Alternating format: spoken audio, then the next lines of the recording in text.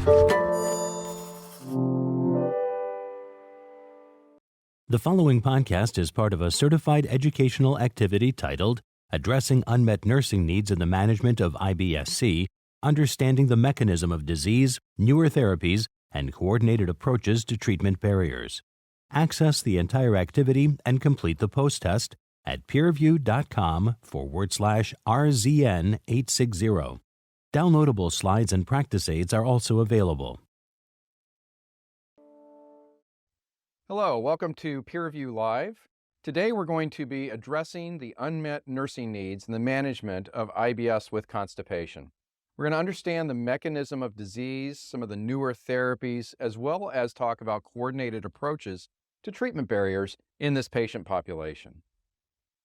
I'm Brooks Cash. I'm the Chief of Gastroenterology at the University of Texas Health Science Center in Houston, Texas, and I'm joined by Kimberly Carnes, an advanced practice nurse. Kim, why don't you introduce yourself to the audience? Thank you, Dr. Cash, and thank you everyone for joining us today. My name is Kimberly Carnes. I'm a nurse practitioner. I've got 15 years of experience as an advanced practice nurse, all in gastroenterology. I currently work out of Dooley Health and Care out in the western suburbs of Chicago. Dr. Cash, let's get this going today. All right. Well, thank you, Kim. This activity was developed in partnership with and accredited by SGNA. Visit SGNA at sgna.org. So here are our objectives for today's agenda. We want to provide you with the latest information on the pathophysiology and the potential therapeutic targets for IBS-C. We want to show you how to use patient-centered tactics and tools to overcome barriers to guideline-directed IBS-C management. And finally, we want to explore methods for creating team-based approaches to IBS-C management, incorporating current evidence and guidelines about the appropriate use of current and emerging therapeutic agents. Dr. Cash, take us away. Thanks, Ms. Kearns, and I'm so glad to be joined by you. Let's go ahead and jump into masterclass number 1. And I'm going to be talking about the pathophysiology and the targets, the treatment targets in IBS with constipation. Kimberly's going to join us a little bit later and talk about some of the more complex interactions with a multidisciplinary team, as well as a team-based approach and some other topics that are really, she's an expert in. So I'm going to start with the Rome-4 diagnostic criteria for disorders of gut-brain interactions, specifically for irritable bowel syndrome. Now, this clinical-based criteria states that IBS should be considered or suspected in patients who have recurrent abdominal pain at least 1 day a week on average for the past 3 months that's associated with at least 2 of the following features. That pain should be related to defecation and or associated with a change in the stool frequency and or associated with a change in the stool form. Now, these criteria should be fulfilled for the past 3 months with symptom onset at least 6 months prior to diagnosis. So that conveys that there's some chronicity to these symptoms. So these are the symptom-based criteria for irritable bowel syndrome. Now, when we think about some of the other criteria and the qualitative mix for these, remember the Rome-4 criteria really are used to diagnose disorders of gut-brain interaction in epidemiologic and pathophysiologic research and in treatment trials. We have taken these over into clinical practice, and they have been validated for that purpose in many of their iterations. But these criteria do require chronic symptoms. And so it's really important for us to try to have patients, if they do fulfill those criteria, think about these diagnoses, but also recognize that there should be and can be some clinically based approaches to these patients. So that led to an article that was published earlier in 2022, which took away some of the more strident chronicity-based criteria and basically stated that we should consider irritable bowel syndrome in patients who have recurrent abdominal pain that is somehow related to a change in their defecation pattern. So we can be a little bit more broad with regards to that and not necessarily use the really rigorous scientific clinical trial type evidence or criteria for the Rome criteria. Now let's talk about the subtypes of IBS. And remember, there are 3 subtypes of IBS. There's IBS with diarrhea, IBS that's mixed, and IBS with constipation. We're talking about constipation tonight. Now, we've got the Bristol Stool Form Scale shown, And this is a ubiquitous slide. It helps us in clinical practice figure out which group these patients live in. So for constipated type stool, that's type 1 and type 2 on this 7-point scale. Type 6 and 7, and some people even consider 5 more diarrheal stools. 3 and 4 are normal stool form. So for somebody to have irritable bowel syndrome with constipation, they should have a constipated type 1 or type 2 stool at least 25% of the time, and they should not have loose or watery diarrheal type stool more than 25% of the time. That's what we call the rule of 25%. This opposite applies for patients with IBS with diarrhea, and then the unfortunate patients with the mixed pattern have diarrhea and constipation at least 25% of the time. Now, there's some real challenges and limits to our current treatments for people with irritable bowel syndrome, especially irritable bowel syndrome with constipation. There are no universally applied or accepted treatment protocols or guidelines. We have lots of guidelines, but they're not universally accepted. And of course, some of the recommended therapies in those guidelines and some of even the diagnostic tests are not available worldwide. They're not available in resource-strapped countries or environments as well. There are cumbersome adverse events with some of the medications that we deal with, as well as some of the diagnostic studies that we can do. The treatments don't all work for all patients. Remember, this is a symptom-based condition. It's a syndrome of symptoms. When we talk about IBS, we really should be thinking about a syndrome of symptoms as opposed to a specific disease process. There are multiple different causes of irritable bowel syndrome with constipation, with diarrhea, or mixed.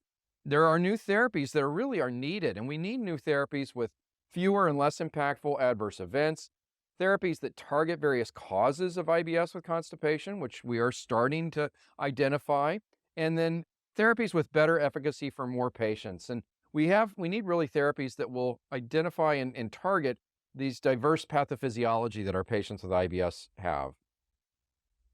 So this is a conversation that is really important, and I think it's important for us to recognize that this is a really complicated and diverse concept in terms of the causes of irritable bowel syndrome with constipation. There certainly in some patients is a psychological component to their GI symptoms. In other patients, there's a motility-driven component. There may be inflammation that can affect motility as well as psychological well-being and sensation. Many patients with irritable bowel syndrome have what's called visceral hypersensitivity, which is a heightened processing of pain stimuli. We don't know the causes of all these different perturbations, and we don't know how important they are for individual patients. That's where the treatment aspect of much of what we do with patients with irritable bowel syndrome comes into play. We also have to remember that a good number of patients, possibly as high as 30% of patients with chronic constipation, even in IBS with constipation, also have a component of pelvic floor dysfunction. So, there's lots of different causes to this condition. Unfortunately, we're not able to identify the pathophysiology for many of our patients, and we end up treating the symptoms to try and improve their quality of life. Now, I'm going to move over and talk about some of the therapies, and we always start simply. We start with over-the-counter therapies and lifestyle modifications. So what I mean by that in terms of over-the-counter therapies, specifically for IBS-C, is fiber and bulking agents, typically a soluble fiber, but also stimulant laxatives that are available over-the-counter. That would include agents such as bisacodyl or synicides, and then osmotic laxatives, the most common being polyethylene glycol, and this, as well as magnesium laxatives. So patients have, and I know that you all have seen this in drugstores and grocery stores, there's a wide variety of different over-the-counter therapies that patients can use for constipation, and many individuals do use these medications with great success for their constipation symptoms. The ones that Kimberly and I see in clinic are the ones that don't have success with these therapies, and those patients often will require pharmaceutical therapies or prescription therapies. Now, here is a list of some of the prescription therapies, actually all of the prescription therapies for IBS with constipation. You'll notice that as we talk about some of these therapies, some of them are also approved for chronic idiopathic constipation. Don't get too distressed about trying to divide these two conditions. People with chronic idiopathic constipation suffer from the same constipation symptoms that patients with IBS with constipation suffer from, but they don't have such a prominent pain or discomfort type of sensation or bother to them. So that's the major difference between these two conditions. The pathophysiology is felt to be the same, and in many cases, the treatment is largely the same. But with regards to our prescription therapies for IBS-C, we have a number of different groups. We've got what are called secretagogues, and that includes agents such as levetiracetam, which is a type 2 chloride channel, linaclotide and plecanatide, which are both guanylate cyclase C agonists. And we also have fluid retaining agents. And in that group would be a newer agent called tenapanor. This is an agent that is approved for just IBS with constipation. Its dose is 50 milligrams twice a day. And we'll see a little bit later how tenapanor works in patients with IBS-C, because it is a novel mechanism of action as the newest therapy in our armamentarium of secretagogues. So let's start with a patient case. And this is Kate. She's a 28-year-old female. She's got 2-year history of pain and gas, bloating, hard lumpy stools. She strains at her stools, doesn't have a good bowel movement. She doesn't complain of any diarrhea. She doesn't have nausea and vomiting. She does not have a great appetite, but she denies anorexia, weight loss, or recent GI infections. She's got a normal physical. She does have a family history of a father who has constipation, but no other significant family history of organic GI disease. She has had some anxiety issues in the past, doesn't eat a lot of vegetables, has a high-fat diet, typical American diet, unfortunately. And, we've done some testing with her. She's got normal CBC, normal blood count, normal metabolic panel, normal thyroid panel. She doesn't have celiac disease. She's tried fiber. She's tried laxatives. They caused unpredictable symptoms and diarrhea. And she's had more bloating and gas with bulking agents. So what's the next step for her? Well, one of the next steps may be some of these prescription therapies that we talked about. Let's watch a video with a brief explanation of the pathophysiology of IBS-C and how inhibition, specifically of the sodium hydrogen exchanger isoform 3, can actually improve symptoms. And this is the channel or the receptor that tenapanor actually interacts with.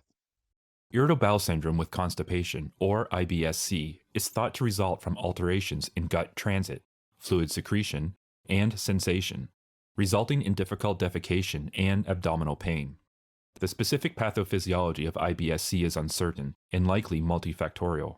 Existing therapies mediate symptoms. It has been found that regulating NHE3 can correct or override possible causative etiologies by normalizing the electroneutral exchange of sodium ions for intracellular hydrogen ions across the apical membranes in the GI tract. Inhibition of NHE3 works in 3 ways. First, it blocks sodium absorption, thus retaining luminal water content. This results in faster transit time and softer stool consistency. Second, it decreases intestinal permeability to reduce abdominal pain. And third, it decreases visceral hypersensitivity, which also reduces abdominal pain.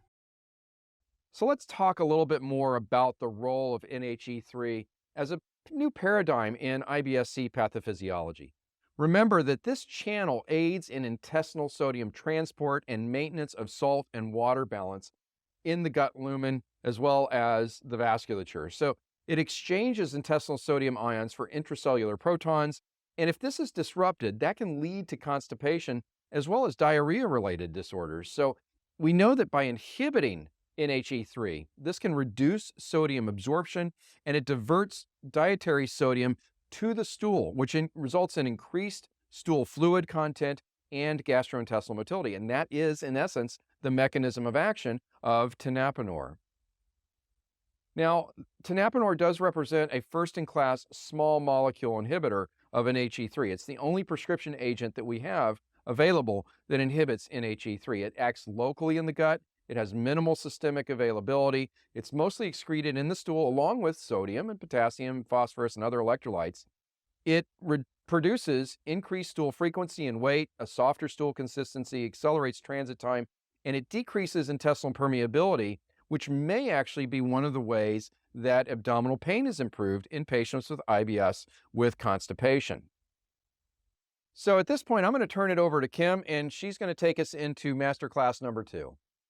Great. Thank you, Dr. Cash, for such a great overview, and what a great way to kick things off. So let's talk about overcoming barriers to IBS-C care. So what are some of the barriers to care for our patients? Let's start, of course, at the provider level, right? We've got lack of innovative therapies, a lack of understanding of basic disease state or pathophysiology. Well, not if you just listen to Dr. Cash, of course, right? Time constraints, prior advanced practice providers maybe not prescribing a prosecretary or prokinetic agent, and prior advanced practice providers that seemed dismissive of course, her symptoms that Kate had described. How about a patient level, right? So maybe prior therapies have either been ineffective or have caused more problems. That's why it's so important to ask a patient, what have you tried before, right? And ask them, what was the effect of this therapy? And of course, even from a patient level, Kate's more concerned about bloating, distension, and pain rather than bowel movements. And I think this is something we look at those global symptoms of IBS, which I know Dr. Cash and I are very, very familiar with. And how about a barrier, of course, from a systems level, right? Inadequate access to effective therapies. And what about cost and even insurance barriers? So let's review some of the most recent guideline recommendations in regards to the management of irritable bowel syndrome with constipation predominance. The table that you are currently viewing compares the American Gastroenterological Association, or AGA, and the American College of Gastroenterology, ACG, guidelines. Now, in order to provide some clarification, both guidelines provide either a strong or conditional recommendation, and then, of course, evaluate the quality of evidence regarding the recommendation. That's what you see second, right? And there are definitely some distinct differences that you can see between the two guidelines. So the AGA here, as you can see, has a conditional recommendation with a moderate strength of evidence recommending tenapanor, plecanatide, ticagrelor, which unfortunately is no longer available in the United States, and lubiprostone for the management of our IBS-C patient. The AGA also provides a strong recommendation with high quality of evidence regarding the use of linaclotide for the treatment of IBS-C. Now, if we kind of shift gears a little bit, let's look at our ACG guidelines. So the ACG provides strong recommendation with a high quality of evidence regarding the use of the guanylate cyclase C activators. And just to clarify, Dr. Cash went over this already, but this includes plecanatide and, of course, linaclotide. It also provides a strong recommendation with moderate evidence for the use of chloride channel activators. Again, that's lubiprostone. The ACG did not provide a recommendation for tenapanor, but just to be clear, this is because the ACG guidelines were developed prior to marketing of tenapanor. Now, just to be fair and balanced, I also just kind of want to point out a little few of the key differences, right? We definitely see here that the AGA has guidelines, but they're conditional with low quality of evidence regarding PEG laxatives. But you can also see here that the ACG recommended against the use of PEG laxatives for the treatment of IBS-C. And I have to say, guidelines are guidelines, right? And I know that we've all used other types of PEG laxatives when it comes to IBS-C patients. But I think what we really need to focus on when we look at the differences between the two is that the ACG guidelines really focused on the global assessment of IBS-C patients.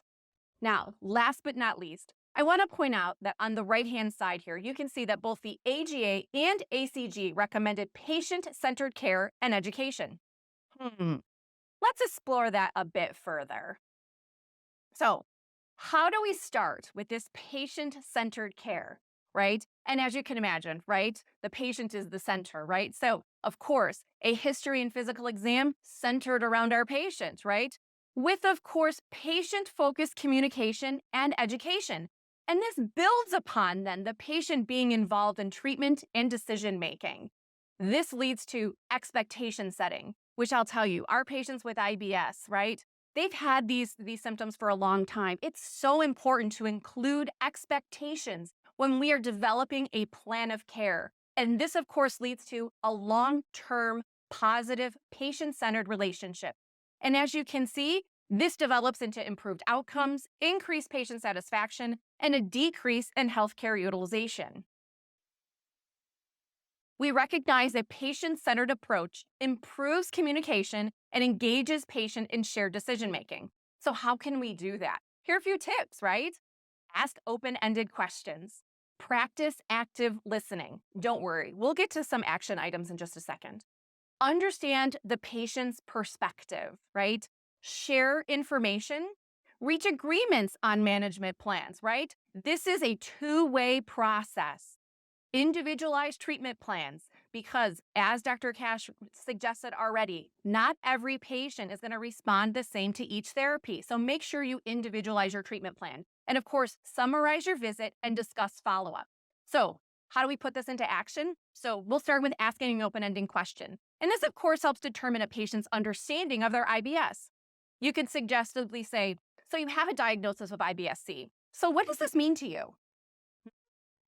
This also helps, of course, clarifying goals of treatment when we ask open-ended questions. Now, of course, practice active listening. This helps identify patients' concerns about IBS. I always make sure I summarize back what a patient has said. I always say, is it fair to say that you have reported? And then I let them hear what I have to say and confirm or deny that, right? But also, this allows the patients to express all of their concerns. And last but not least, you have to display some empathy, right? Reassure your patients about IBS. They've had lots of symptoms. It's quite scary to experience some of these symptoms. But again, reassure them to make sure that they know you are confident in regards to your diagnosis of IBS. So let's review some communication, empathy, education, barriers, and solutions. Because we talked about that's what we're going to begin with in our masterclass too, right? So barriers and solutions. First of all, we look at our barriers of bidirectional, unmet communication or information needs between the clinician and the patient, right? There's unmet empathy or validation needs, not recognizing your patient's feelings or expressing empathy. There's also shame and stigma about discussing bowel issues. Dr. Cash and I can tell you, we've talked about poop most of our careers, right? So sometimes I address myself from the beginning as saying I'm the princess of poop, right? This leads into one of these solutions, right? To break down one of these barriers. So let's dive into some more practical solutions that we can utilize in practice. Maybe having longer, more frequent appointments to discuss patient concerns. Express empathy, provide validation, practice active listening, partner with your patient. Now, Dr. Cash has already introduced us to the Bristol stool chart. I'll tell you, I keep one in my pocket. I bring it out almost during every single evaluation. It saves time, but also is a great tool to help your patient so they can help point out which stool they identify with. And also, when they come back and visit you, they're going to know this tool. They can go back and look at it and help quantify. It actually helps a lot. So involve your patient in treatment decisions. Again, shared decision-making. And use bowel tracking apps for patients to record information about stool consistency and timing, of course, to share with other GI providers. Let's talk about barriers to access and cost. Some of these barriers include patients unable to access care or medications. Medications are too expensive for the patient. How about if they lack insurance? Well, what are some solutions that we can utilize in practice? Maybe use telehealth to improve some access. That's changed our practice for sure over the last few years. Make sure you're aware of the savings and assistance programs for patients for their medications for both public and private insurances. Consider having knowledge regarding comparative cost analysis of untreated versus treated IBS-C patients. And I'll tell you, having formulated letters of necessity and appeal templates are so wonderful in regarding to getting our drugs approved for our patients. All right, what about adherence? Some barriers, of course, include lack of efficacy. If it doesn't work, they're not going to use it, right? Adverse events, and we're going to talk about that in a little while too. But what about burdensome treatment regimens? As I'm sure we can all think about some of our patients who are on multiple therapies, right? And they're not going to be able to remember to take all of these. So how do we expect that it's going to provide any kind of clinical benefit? Now, let's point out to some of the solutions. We've got newer, more effective therapies, which Dr. Cash is going to dive into a bit further in a few minutes. Safer therapies with fewer adverse events. Adverse event management, right? And also, we know that some of the solutions include careful counseling about medication dosing and, again, treatment expectations, setting that up from the beginning.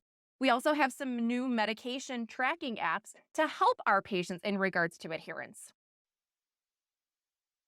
Last but not least, let's review some comorbidities, right? So some barriers specifically regarding comorbidities include high rates of anxiety and depression, increase in chronic pain, and sometimes even increase in sleep disorders.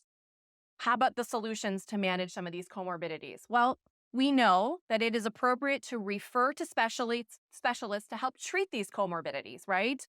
Target our treatments specifically to revolve around their most predominant symptoms. So if it's pain and or if it's motility, use selective therapies. Educate your patients about comorbidities as well that go along with IBS. And of course, make sure you review their medications. Make sure there's no contraindication in dosing or any kind of drug interactions. And now we're going to move into the practicum, leveraging the power of team-based care and novel and adjunct therapies in IBS-C. During this session, both Dr. Cash and myself will be moderating. Well, thanks, Kim. And, I want to say how much I appreciated your discussion because, at its core, when we look at IBS with constipation and chronic constipation for that matter, just at the basis of symptoms, it seems relatively simple. We just need to make people poo. But as you so nicely demonstrated, there's a lot more to these patients than what is on the surface. So there's comorbidities, there's significant healthcare issues, there's access to care issues, there's other physical complaints and symptoms. So I want to just say how much I appreciated your conversation with our audience and with me. Thank you so much, Dr. Cash. All right, let's look at the evolution of care model specifically for our IBS-C patients. So I'd have to say, again, I've had about 15 years worth of GI under my belt. And I think I began along with this traditional care model, right? So we had our primary care physician along with the GI provider. Well, then we've kind of seen a progression into this multidisciplinary type of approach. Still, though, with independent care, but this was inclusive more of a gastroenterologist, a dietitian, and then a behavioral therapist. But again, working more independently. And now we see a focus on integrated care using a collaborative, multidisciplinary, team-based approach. Now, to clarify, team-based care is the provision of health services by at least 2 healthcare providers who work collaboratively with patients and their caregiver to accomplish shared goals within and across settings to achieve coordinated, high-quality care. So how about the benefits, limitations, and solutions when evaluating a team-based care approach? So we look at the benefits, right? We've got expanded access to care. And this, of course, could mean an increased hours of coverage, possibly even shorter waiting times. We've got effective and efficient delivery of additional services. For example, patient education, behavioral health services, and care coordination. Also, there's potential for increased patient and job satisfaction, right? When you're feeling better, you're working better, right? 100%. And last but not least, there are definitely benefits that supports data in regards to quality improvement in regards to utilizing this team-based care approach for our IBS patients. But what about some of the limitations, right? We, of course, have team-based issues with accountability. How about conflict management?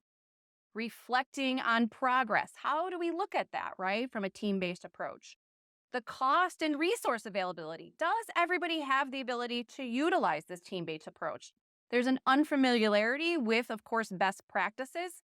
And of course, there may be a conflict in regards of norms across different types of professions. But we can't leave you here without giving you some solutions, right? Because we're talking about this team-based care. This is the evolution, of course, in our IBS kind of care for our patient. So looking at solutions, assign a team coordinator. This will help get everything together, right? Use a unified communication strategy. How are you going to communicate with all of your team members, right? Align teamwork with professional roles, which I think we're going to dive to in the next slide. And adjust a scope of care to reflect available resources and roles.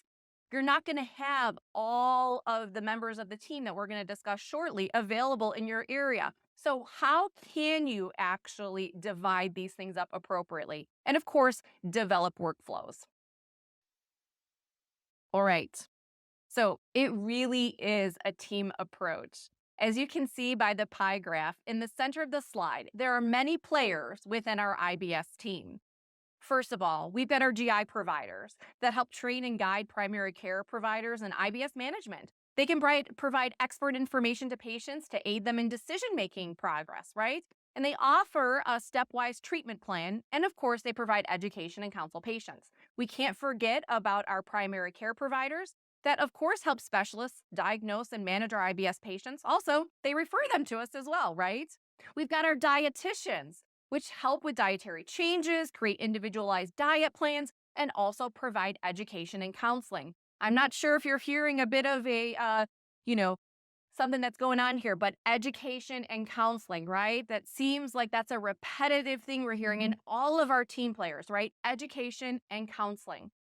What about our psychologist, right? They help manage behavioral comorbidities like we were talking about earlier. So what about anxiety and depression?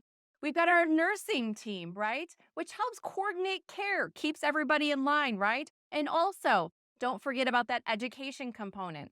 We look at our advanced practice providers who helps explain, educate our IBS symptoms, explain therapeutic strategies, and works in collaboration with our physicians. And let's not forget, the most important piece, right, of this team is our patient, right? Our patient. So they can inform, of course, our GI team, specifically even the advanced practice providers, in regards to any changes in their symptoms, if they're having an increase in severity of their symptoms, and of course, specifically to talk about adherence to medications and or diet. So how do we coordinate team collaboration for our IBS patients? This is ultimately a process, right, of an entire healthcare system, beginning with drivers of healthcare and having the ability to evaluate quality characteristics, right?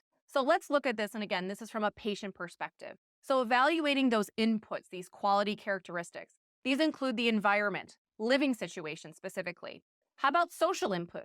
This includes family, culture, and again, remembering literacy, especially when it comes to the education of our patients. There's also economic inputs, community inputs, and of course, us, the provider inputs. Now, let's evaluate the process.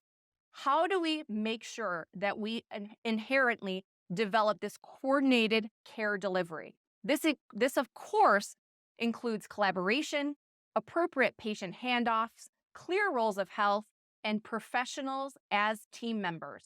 And what we're looking at here again, and part of this process is looking at feedback mechanisms, which you can see here per the graph, electronic healthcare records to share information amongst multiple team members, health promotion, education, focus on primary care, wellness, and prevention. And of course, this includes patient engagement and advocacy, along with community-based support. Last but not least, we're looking at outputs. What happens when we look at our inputs, then we move through the process, of course, we're looking specifically here at the outcomes to optimize system characteristics, right?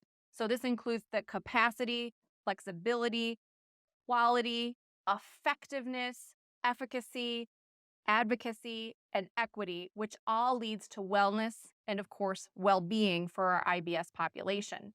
And as you can see here, this is a continuum, right? We can see that all of these steps also lead back and have feedback going back to the input and, of course, the process, with the central component, including that of the patient and the provider. Well, that's one of the best discussions that I've ever heard about a team-based approach to these patients. And so thanks, Kim, very much. Let's revisit these FDA-approved IBS-C treatments. Now, remember, we've got 3 secretagogues: lubiprostone, which is a type 2 chloride channel, linaclotide and plecanatide, which are both guanylate cyclase C agonists. They bind to a receptor called the GCC receptor, and they bring in fluid into the gut. Lubiprostone's doing that by bringing in chloride. And then we've got tenapanor, a fluid retaining agent. Its specific mechanism of action, remember, is a sodium hydrogen exchange isoform 3 inhibitor. Basically, it prevents sodium reabsorption from the GI tract. It holds sodium in the gut, and chloride and fluid want to neutralize that osmotic gradient, and that comes in a dose of 50 milligrams twice a day. Let's look at some of the evidence for these FDA-approved therapies. We'll start with lubiprostone. It was the first of the 4 FDA-approved therapies that we have available. Lubiprostone has been shown to significantly improve the global symptoms of IBS-C, but also the specific symptoms of abdominal pain and bloating. Now, bloating, as you'll remember, was not part of the Rome 4 criteria, actually not part of the Rome 3 or even the Rome 2 criteria in terms of IBS with constipation, but it is a frequent and very bothersome symptom that patients with IBS-C and other forms of IBS will complain about. Now, when we look at these numbers from this study, which was done quite a while ago, they used a global endpoint and actually a relatively stringent endpoint responder definition. This is a study where they called patients to be even a responder overall had to be what's called a monthly responder for at least 2 out of 3 months. And to be a monthly responder, patients had to have at least moderate relief for all 4 weeks out of a month or significant relief for at least 2 out of 4 weeks in a month. This is not the same endpoint that we currently look at in trials of medications for IBS with constipation. And the reason this was such a stringent endpoint was to try and drive down that placebo response rate. In these studies, the placebo response rate is typically somewhere in the 20 to 30% range. And you'll see in this study, it was about 10%. The difference in terms of active therapy with lubiprostone at a dose of 8 micrograms twice a day, that's different than the chronic constipation dose, was about 8%. Now, that was a statistically significant difference, highlighting that these results were very unlikely to be due to chance alone. There's also some longer-term data that's been shown to demonstrate the effectiveness of lubiprostone in patients all the way out to 36 weeks, and we use this therapy indefinitely in patients who respond. Remember, the dose is 8 micrograms twice a day, and for IBS-C, it's indicated only for women. For chronic idiopathic constipation, it's a higher dose for men and women. Now, let's look at some of the adverse events with lubiprostone. The most common that we saw with regards to patients with IBS-C was nausea. We saw this in the CIC studies as well.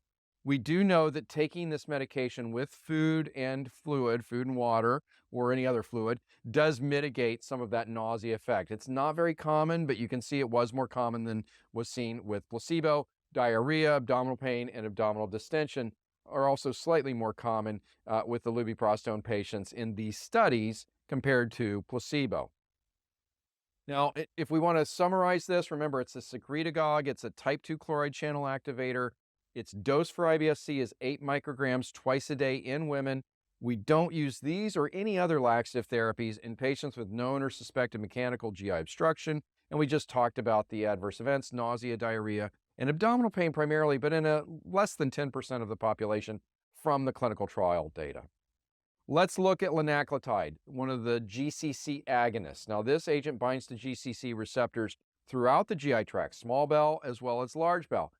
For those of you that aren't familiar with GCC receptors, these are receptors which uroguanilin and guanilin, two normal human peptides that we all generate when we eat, bind to, and they cause fluid secretion through activating that receptor. It's actually done through a second messenger and cyclic GMP. Now, this is a 14 amino acid peptide that's structurally similar to guanilin and uroguanilin. The dose for IBS with constipation is 290 micrograms once a day. And in several clinical trials, linaclotide was shown to improve what's called the FDA composite endpoint. This is the contemporary endpoint that we look at in studies, or more importantly, the FDA looks at in studies of drugs being investigated for IBS-C therapies. For that endpoint, patients have to have an improvement in their worst abdominal pain by at least 30%. At the same time, and then generally for constipation, this is the same week, that they have an increase by at least one complete spontaneous bowel movement. Now, what in the world is that? That's simply a bowel movement in which the patient's not needing to use a laxative and they feel completely evacuated. And that's typically what I ask patients in clinic. Do you have to use laxatives? Do you feel like you get everything out? I don't ask them about CSBMs, but that's how it's measured in a clinical trial. You can see in these studies that the difference between placebo and linaclotide was anywhere from 10 to almost nearly 20% in terms of those differences for that primary outcome. It also was shown to significantly improve abdominal pain and bloating. Now, adverse events associated with linaclotide, the most common is diarrhea. This is what we need to warn our patients about. We do recommend patients take this on an empty stomach 30 minutes before their first meal of the day. You can see other adverse events, abdominal pain, flatulence, and abdominal distension, slightly more common than placebo, but not remarkably so. But diarrhea does occur in these patients, and there are ways to mitigate that. To summarize, this is a secretagogue, linaclotide. It's a GCC agonist. The dose is 290 micrograms once daily. It's contraindicated in patients with known or suspected GI obstruction, and its most common adverse events, diarrhea, abdominal pain, flatulence, and distension. So we also have available to us plecanatide. This is another GCC agonist. I won't go over the mechanism of action because it's very similar to that of linaclotide. Now, the main difference here, though, is that plecanatide is thought to bind in a more acidic environment, meaning more the small bowel binding, as opposed to colonic binding to this receptor. The dose for IBS with constipation is 3 milligrams a day for plecanatide. And similar to other GCC agonists, there were 2 pivotal trials that were done in IBS-C patients. You can see the differences with the same primary endpoint or a similar primary endpoint, 30% improvement in pain, as well as an increase by at least 1 CSBM per week, in this case, for at least 50% of the weeks in a 12-week trial. And it was about a 13 to 15% difference or 16% difference with plecanatide compared to placebo, and those were statistically significantly more in favor for plecanatide. Now, what about adverse events? Well, diarrhea is the most common adverse event that we see with plecanatide in clinical practice, and you can see the numbers relative to placebo here. Severe diarrhea is uncommon, but it is more common with plecanatide taking patients, and then discontinuation, a little bit more than 1% in the clinical trials that we just went over. This also should be taken with or without food. So there's not really such a food predominance or food issue with regards to plecanatide. 3 milligrams once a day is that standard dose. Just to summarize, this is another secretagogue. It's a GCC agonist, works primarily in a more acidic environment, so a more small bowel environment. Dose is 3 milligrams once a day for plecanatide for IBS-C. We don't use it in children. It's only approved for adult therapies, and we don't use it in patients with known or suspected GI obstruction. Most common adverse event that was seen in the trials was diarrhea. Now let's talk about tenapanor. We've mentioned this earlier. This is a sodium hydrogen exchanger isoform 3 inhibitor. What that means in English is that it traps sodium, water, and phosphate in the GI lumen, and also can provide some pain modulation through what's called the TRPV1 receptor. This is a vanilloid receptor. That's the same receptor that is involved in pain sensation when we eat hot peppers. Now, one of the studies that we're showing you is a dose ranging study, and this is how they figured out that 50 milligrams twice a day was the right dose for patients. And you'll see that in this study, that 50 milligrams twice a day outperformed other doses of tenapanor as well as placebo for the primary endpoint in this study, which was an increase by at least 1 CSBM per week over baseline for at least 50% of the treatment weeks. Now, the dose that was subsequently approved based on phase 3 registration trials with tenapanor was 50 milligrams twice a day, and those studies did show improvement not only in pain by at least 30%, but also improvement in complete spontaneous bowel movement frequency.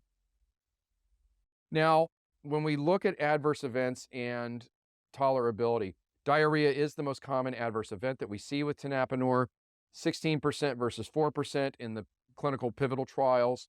Abdominal distension slightly more common, as well as flatulence and dizziness. Severe diarrhea was reported in only 2.5% of patients treated with tenapanor compared to 0.2% of patients treated with placebo. And typically, if diarrhea did occur, it was mild or moderate and less than 1 week in duration. So remember, the dose for tenapanor is 50 milligrams twice a day, immediately prior to breakfast and dinner. When we look at the safety of tenapanor, and the tolerability, here are the most common adverse events. Diarrhea is the most common. You can see that it was more common than placebo in the clinical trials that were done with tenapanor. Abdominal distension, flatulence, and dizziness, also slightly more common compared to placebo. Now, when diarrhea does occur, it's typically mild to moderate, and it generally lasts less than 1 week. Severe diarrhea was reported in only 2.5% of patients who received tenapanor in the clinical trials, compared to 0.2% who received placebo. Remember that dosage of this newly approved therapy is 50 milligrams twice a day for patients with IBS with constipation, and it should be used immediately before the breakfast and dinner meal. So just to summarize tenapanor, it's an NHE3 inhibitor. It increases intestinal fluid, decreases visceral hypersensitivity. Its dose is 50 milligrams twice a day. It should be taken immediately before the breakfast and dinner meal. It should only be used in adult patients. It's not been studied in children or adolescents, and its main adverse events include diarrhea, distension, flatulence, and dizziness. So, Ms. Kearns, let's talk about tolerability. How do you manage the adverse events that we just alluded to in your patients? Yeah, great. That's a great question, Dr. Cash. Well, first and foremost, I just want to point out for all of our providers, if someone is having severe diarrhea, I know that Dr. Cash would agree. You pause treatment until you can provide an adequate assessment. And again, diarrhea can sometimes be subjective, right? So we have to really find out what symptoms the patient is having. So again, pause until you can evaluate.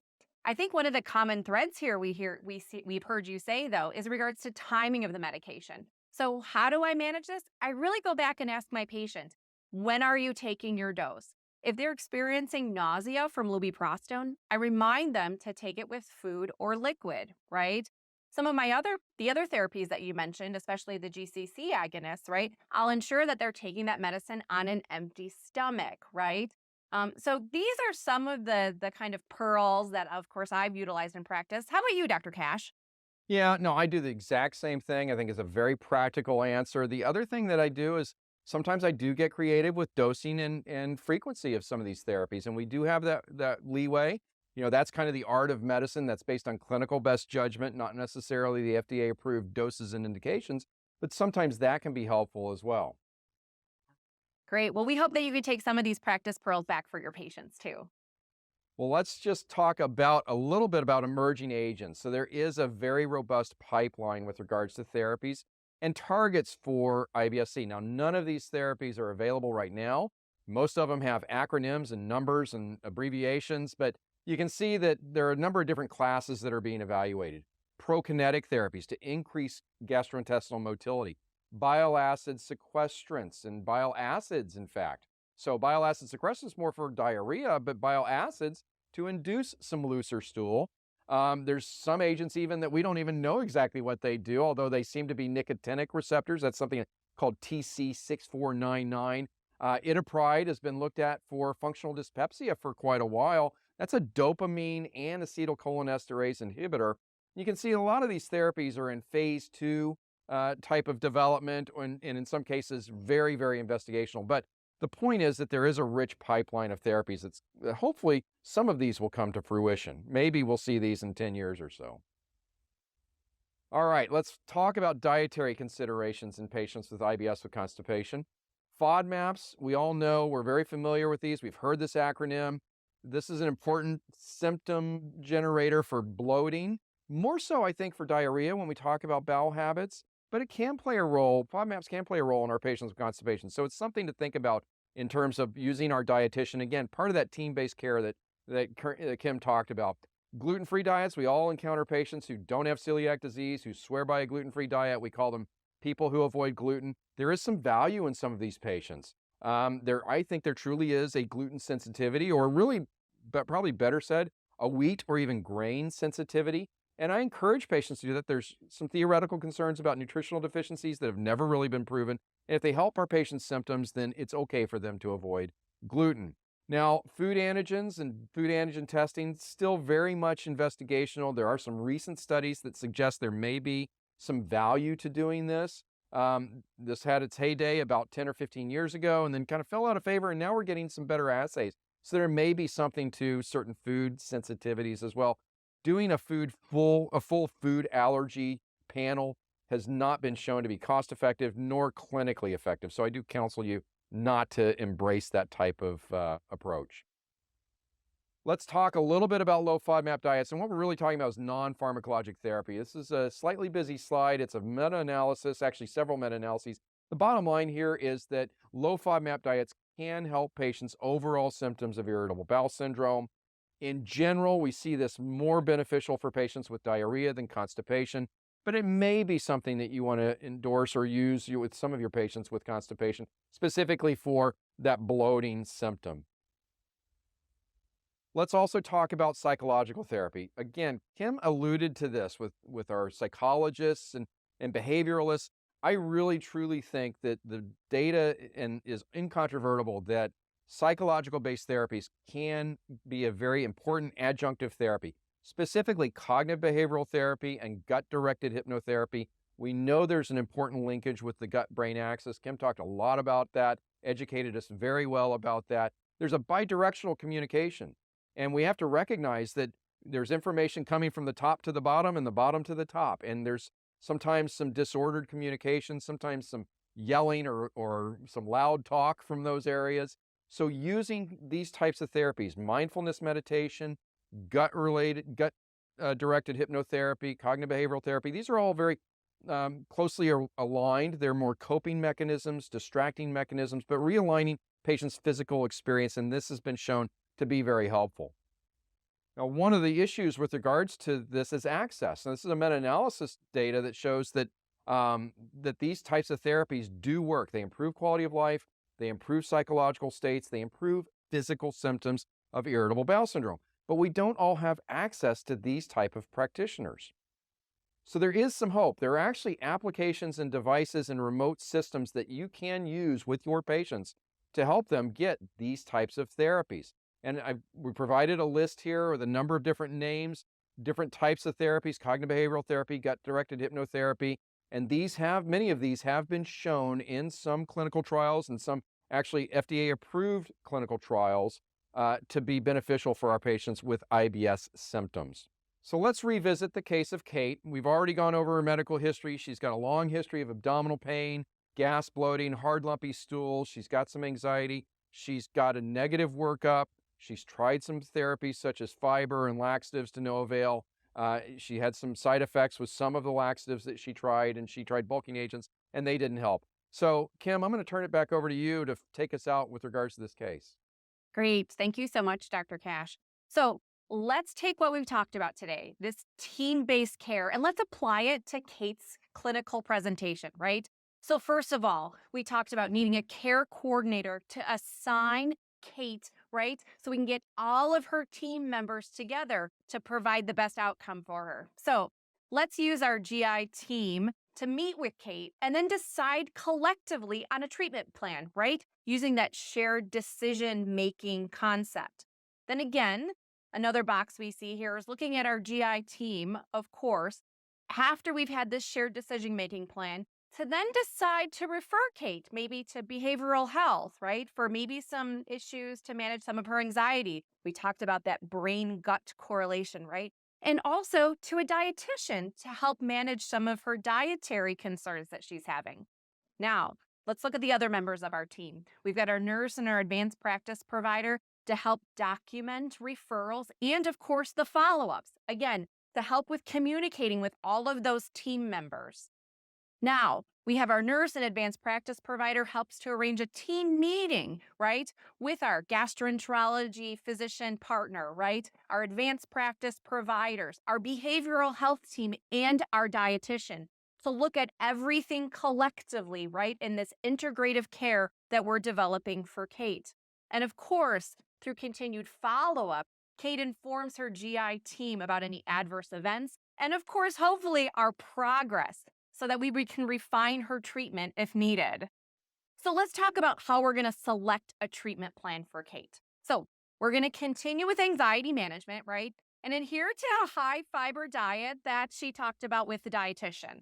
So since Kate's tried multiple therapies, including linaclotide, she and her team decide to initiate treatment with tenapanor, 50 milligrams twice daily, immediately prior to breakfast and or the first meal of the day, and immediately prior to dinner. She's been informed of the side effects and she knows to communicate with her team, right? That's the most important part. We've talked to her about using apps to track her progress with diet and also therapy, right? To help any of those barriers and use that data, of course, to inform her GI team, advanced practice providers, about her progress. And of course, we as the providers will help Kate manage any adverse events. Now, if Kate continues to have persistent constipation, which is refractory, of course, to prescription-based medication, then, of course, we'll refer her to pelvic floor testing and then refer for pelvic floor therapy if her testing is abnormal. All right, Dr. Cash, let's bring it home here. I'm going to start with this first set of conclusions here. So as Dr. Cash started off our discussion, IBS-C has a varied pathophysiology, and not all treatments work for everyone. We now have agents with novel targets, such as our NHE3, right, which could help patients with IBS-C. IBS-C care is ideally patient-focused and team-based. We have a patient and clinician relationship that we need to work and make strong, right? Our team-based care needs to be led by a GI provider. We have to incorporate our nurses, our advanced practice providers, our GI physician partners, primary care doctors, dietitians, and our behavioral health partners. Incorporating digital technology may actually help manage our patients' symptoms, including diet, right? And of course, following their stool frequency. All right, and I'll take this one. So remember the goals of treatment for IBS with constipation. We want to relieve the primary symptoms, abdominal pain and discomfort, as well as the constipation symptoms. We also want to improve global symptoms. Now, that's not part of many of the clinical trials that we reviewed, but that's really important. And quite frankly, that's what I follow, and I suspect that's what you all follow in clinical practice. How are you feeling? Do you feel better? Are you satisfied with therapy? And then we can dive into those individual symptoms and see if maybe we can tweak some of those. Treatment options, as we talked about, start with diet and lifestyle modifications. We can start with non-pharmacologic therapies as well, cognitive behavioral therapy, bulking agents, over-the-counter laxatives. But then we also do have an armamentarium of prescription therapies that we can use, including lubiprostone, linaclotide, plecanatide, and tenapanor. And I really want to highlight the team-based approach that Kim spent so much time talking about. It's so valuable. We don't have to do that in every patient. But in some patients, unless we do it in some patients, we'll never know how to do it for those more difficult patients when we really need it. So in conclusion, on behalf of Ms. Kearns and myself, we want to share some takeaways from this program. And those are that IBS-C can be managed with patient-focused, team-based care, including lifestyle modifications, an increasing number of effective medical therapies that are available, and more accessible adjunctive therapies that can help our patients manage their symptoms effectively. We both want to thank you very much for your participation and for your attention in today's program. This activity is certified by the Society of Gastroenterology Nurses and Associates. This activity is developed in collaboration with our educational partner, PVI, Peerview Institute for Medical Education. Thank you for listening. Download materials and complete the post-test for instant credit at peerview.com/RZN860. This activity is supported by an educational grant from Ardelyx.